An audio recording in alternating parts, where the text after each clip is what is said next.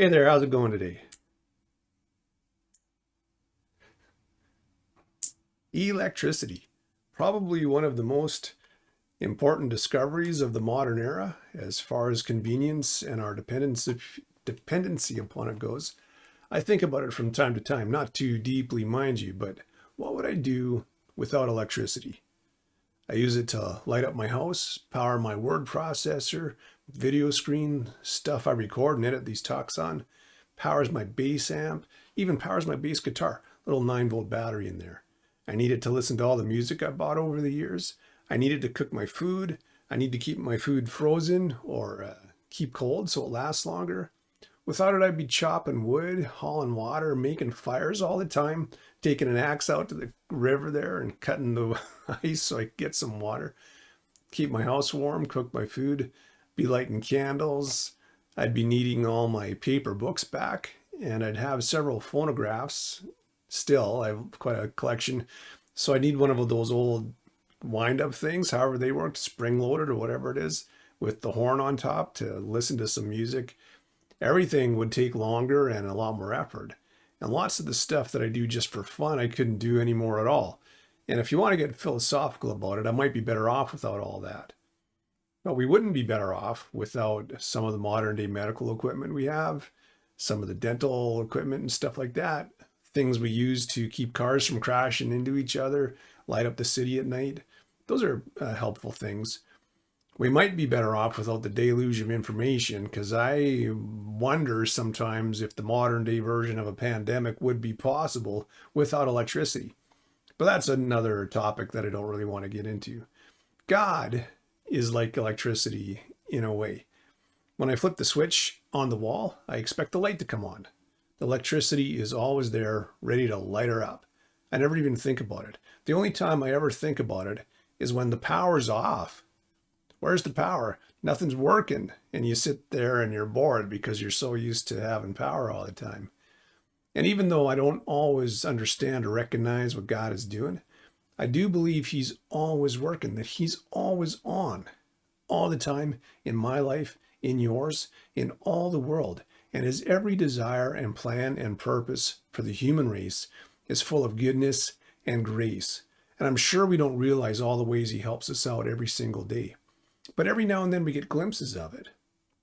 Someone might say, I just had a feeling, or it was like the universe was trying to tell me something. We might brush it off as a coincidence, but this is God working in us and around us all the time. And God doesn't often work in ways that are obvious to us. But if we reflect on things, we might look back and we might realize, God was helping me. You ever watched a mystery movie or read a novel, a whodunnit or whatever, where you're trying to figure out what's going on, what's happening? You're following the action as the story unfolds, or you're following the detective as she's putting the pieces together. And the storyteller only allows us to see glimpses. They keep things hidden behind the scenes. You never see more. Like you kind of like, well, I think I know what's going on here, but you're not quite sure. And then as the story comes to the climactic scene, there's a flashback and you see all the things that were happening and you understand why Bob was in the library with the candlestick, or how Sue got into the computer room, or how so-and-so committed the crime, or how they saved the day. Where you only saw pieces of the puzzle, you now see the picture clear as day. M. Night Shyamalan was pretty good at that in a few of his movies. Probably the most famous is The Sixth Sense. I watched that twice, back to back, just to see if the doctor really was only visible to the boy. Because after I was watching it, I was like, what?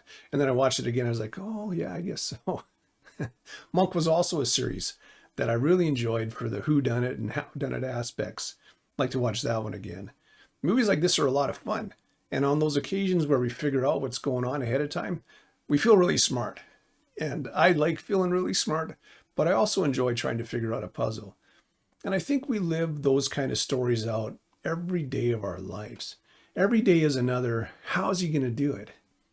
How's God going to fulfill His promises in this situation? Whodunnits and howdunnits, they're kind of like following God. They're kind of living for God, trusting God, having faith in God. Not that God is breaking into bank vaults and stealing millions in cash, but that God is always working in hidden, unseen ways that we don't notice. His power's always on. He's always working things out. He's always keeping his word. And sometimes the things that we don't understand turn out to be the things that we really needed later on. We've seen pieces of the story of Joseph over the past few months as I've been talking about it on these sort of fun lessons. He was sold out by jealous brothers, jailed for a crime he didn't commit, lifted to a place of authority, interpreter of dreams. God used him to save the land from a famine.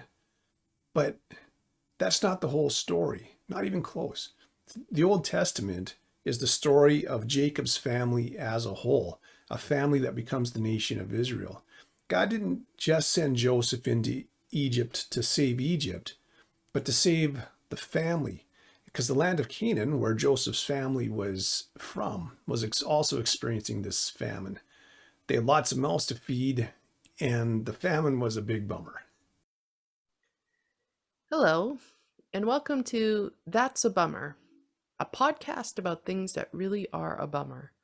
I'm Gilda Rosanna, filling in for the show's host and founder, Paul Baldwin, who was literally walking into the studio today when, what happens? He gets run over by a runaway marching band. I know, it's a bummer. I lost an uncle that way. He didn't die, he just got swept up in the tuba section of a rogue marching band and vanished for 3 days. Anyway, I'm here once again to listen to what bums you out. So let's go to the phones. We've got Emily from Fort Wayne. What's bumming you out? Well, it was too much to hope we'd actually make a connection 2 weeks in a row, right? Okay, next caller. Let's go to Ruben in Canaan. Hi, Gilda. Hello, Ruben. What's bumming you out? I'm starving. Well, why don't you eat a sandwich? Ruben sandwich? I would, but I don't have any turkey or ham or salami or peanut butter, or even bread for that matter. It sounds like there's a food shortage at your house. Worse than that, there's a famine in the whole land. Oh yeah, so I hear. Listen, Gilda, things are pretty bad here. I've got 11 brothers and a sister, and our father's still kicking around, and we all have wives and kids. Wow, that's a big family. And we're all starving.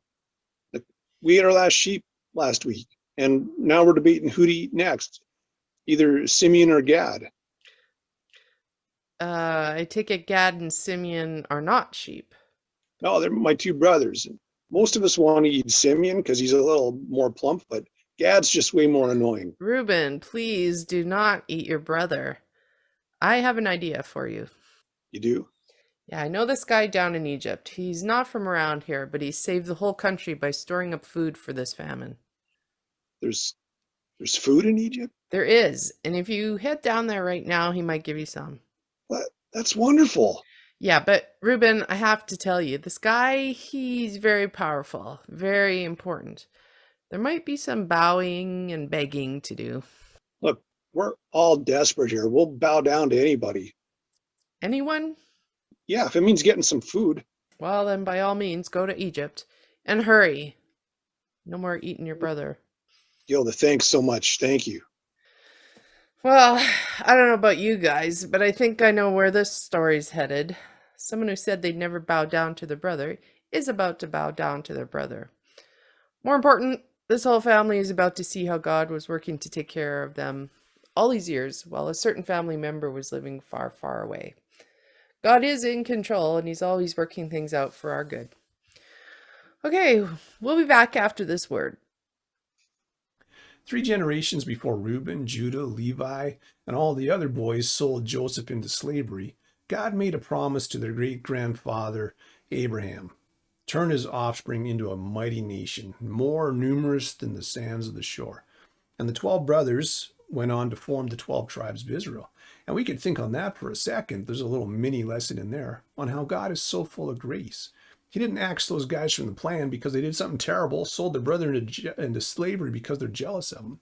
He didn't axe them from the plan. He kept his promise to Abraham. And it just shows the grace of God and the faithfulness of God. He made a promise to Abraham, and so he kept that promise, even though the people that were involved in it were kind of really, they had some trouble. They had some personality disorders and needed some working out. The Bible says that God is faithful even when we aren't, because he can't deny himself. If he made a promise, he's going to keep it, even if I make a mess of things. And the story of Joseph is just one piece of a much larger story. It's not just about a boy and his dreams of glory. It's about God the Father protecting a family. He promised them they'd become a nation. And just like his power is always on, or the power is always on in my house and working, and I sometimes really don't notice it, God was working in their lives, whether they knew it or not. Because I'm sure they didn't think it was God's plan. Like, you know what, let's do the work of God today. I think we'll sell our brother into slavery. Doing the work of God, hallelujah. I'm sure they weren't thinking that, but they were. In some way, they were doing the work of God. He was using that to provide a way to get them through the famine, preserve the family, so they could turn into the great nation that he had promised Abraham they would be. And we can zoom out even further. Just as the story of Joseph is just one part of the story of Israel, the story of Israel is part of the overall story of the Bible. I like the phrase that history is his story. Human history is a story that God is telling, and that includes pandemics. Somehow, this is his story.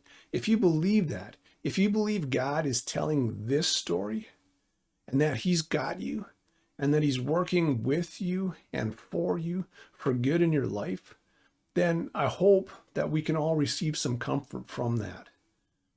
Saving Jacob's family was part of God's plan to save the whole world from sin.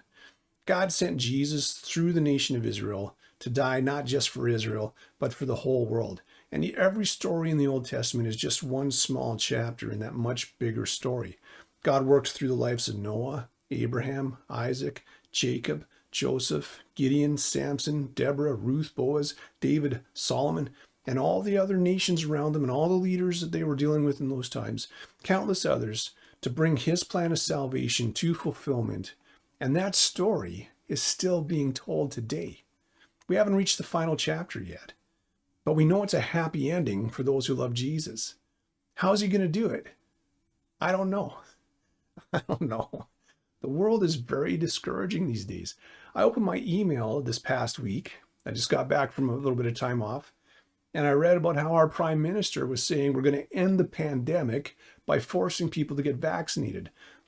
Is it, because we already have 80%, right? And that didn't stop it, but the other 20 will get them and that'll stop it. And then he adds that those people that are unvaccinated, they don't believe in science, are usually misogynist and racist. And I said to God, I just can't. I just can't deal with this anymore. I thought Canada was supposed to be against hate speech. And I had to stop and I had to pray a bit because I was preparing this message. And I'm like, I need your help, God, to say this with conviction. God, give me grace, give me faith, and give me hope so that I can give this talk with conviction. It isn't Trudeau that's sitting on the throne. And I believe, respect your leaders. I'm not trying to run anybody down. I'm not trying to run anybody down. It isn't the powers of this world that are writing human history. This is God's story, and it's going to turn out the way God wants it to. Just like a great whodunnit, we may not see how it possibly can, but God is going to shock us all. Somehow, some way, God's going to tell his story. He's telling his story. And it's amazing when you see God's hand working in the whole of creation, but it's equally amazing when you see God's hand at work in individual lives. We see it in the life of Joseph, that God was working out every detail, every detour, every disappointment. God was there. He was weaving it all together to put Joseph in the right place at the right time with the right training and the right skills to save the people. And God is still doing that today. This very minute, He's doing something in your life and in mine to help us, to save us, to deliver us, to prepare us. He's working. He's working in your life, and He's working in this world. And we don't always get it. We don't always see it, but He's always there. Just like the power is always on to turn on the light. Sometimes it's not, but God is better. God is always there. His power is always on to shine light into our hearts and our world. And this world is stumbling around in the dark so much today, it's painful to watch. But God is there somehow. He's telling His story, and He's working this for something. I believe it. And for some people, He's working for salvation, your salvation. He's working right now to save you from sin. He's calling your name right now. He wants to give you new life. He wants to give you hope and a future to look forward to. You've listened through this talk to this point because He's calling on you, wants to help you. Give your heart to Jesus.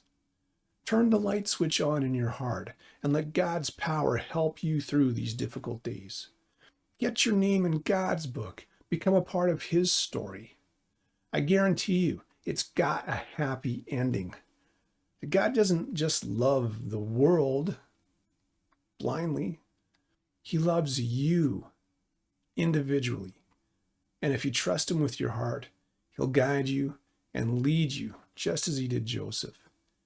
And if you already got Him in your heart, then I want to encourage us all. Trust in God. He's telling His story, and He's working it out for good. God bless you. Have a great day.